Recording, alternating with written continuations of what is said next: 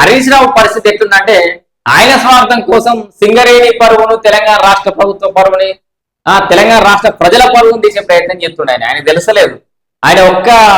ఆయన యూనియన్ కోసం తెలంగాణ సింగరేణి పరువునే తాకట్టు పెట్టిండు. ఇప్పుడు ఒక చిన్న సింపుల్ లాజిక్ చెప్తా. ఓ పెద్ద కాలేజ్ ఉంది, ప్రతిష్టాత్మకమైన యూనివర్సిటీ కాలేజీ ఉంది అనుకున్నాం.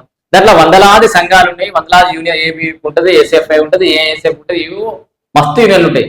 కానీ వాళ్ళ సిద్ధాంతాల కోసం వాళ్ళ అంశాల మీద వాళ్ళు కొట్లాడతారు తప్పితే యూనివర్సిటీ ప్రతిష్టను దిగదార్చే విధంగా యూనివర్సిటీ వేస్ట్ అనేటట్టు యూనివర్సిటీ గురించి అయితే తప్పుడు దిగజారనే మాట్లాడరు కదా. సో ఎన్ని సంఘాలు ఉన్నా అల్టిమేట్ గా కాలేజ్ విషయానికి వచ్చేసరికి యూనివర్సిటీ విషయానికి వచ్చి అందరు ఒక మాట మీద ఉంటారు కదా.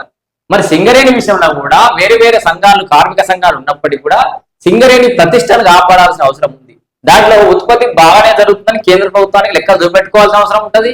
ఆ సింగరేణిని కాపాడుకోవాల్సిన బాధ్యత, అవసరం అందరి మీద ఉంటుంది. ఆ ముచ్చట మర్చిపోయి బొగ్గమ్మిరని, దోపిడి జరిగిందని, ఎత్తుకపోయారని, ఏం ఎత్తుకపోయి నీ బట్టలకు, ఇస్త్రీ బట్టలకు బొగ్గులు వాడిరా బొగ్గు పెట్టాల హరీష్ రావు. మాట్లాడేటప్పుడు ఏమన్నా ఆలోచన ఉండాలి. నువ్వు అవతల యూనియన్ పరువు తీస్తున్నా అనుకున్నావు, తెలంగాణ సింగరేణి పరువు తీసే ప్రయత్నం చేస్తున్నావు. నీకు నచ్చుతలేదు తెలంగాణ బాగా, ఎందుకంటే గతంలో 10 ఏళ్లలో మీరు చేసినట్టుగా దోపిడీ జరుగుతలేదు. ఆ జరిగే అవసరం లేకుండా పోయింది, లూటి చేసిపోయారు. ఇప్పుడేమో ఆ మాట నీవు సింగరేణి ముచ్చింది బీఆర్ఎస్ఏ, బొగ్గుపై హరీష్ దొంగ మాటలు అని కూనం నేను అంటుంటూ సింగరేణిలో బొగ్గు దొంగతనం అసలే జరగలేదు, అవి మేనేజ్మెంట్ తప్పుడు లెక్కలు కావాలని కూడా కొన్ని లెక్కలు ఇస్తారట. మీ యూనియన్ కోసం సింగరేణి ప్రతిష్టను దిగజారుస్తారా అంటూ కామెంట్. హరీష్ రావు దిగజారుస్తాడు, ఆయన తెలవకుండానే ఆయన ఇజ్జత్ తీసుకుంటాడు, రాష్ట్ర ప్రభుత్వాన్ని రాష్ట్రాన్ని ఇజ్జత్ తీసే ప్రయత్నం చేస్తాడు.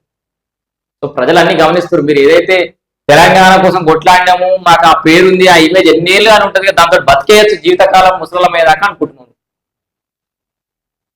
ఎడుగుడుక దాన్ని ఏమంటారు, సాధించడం కదా, పేరుంది కదా అని చెప్పేసి మళ్ళీ నాశనం చేస్తాం. రాష్ట్ర ప్రజలు మాకు అధికారం ఉన్నంతసేపే దీన్ని మోస్తాం, తర్వాత ప్రతిపక్షాలకు వచ్చిన పిచ్చి చేస్తాం, అవలవల చేస్తాం అంటే నడవదేడ. ఇగో ప్రతిష్టం దిగరాస్తున్నాట హరీష్ రావు కథకి ఇట్లుంది.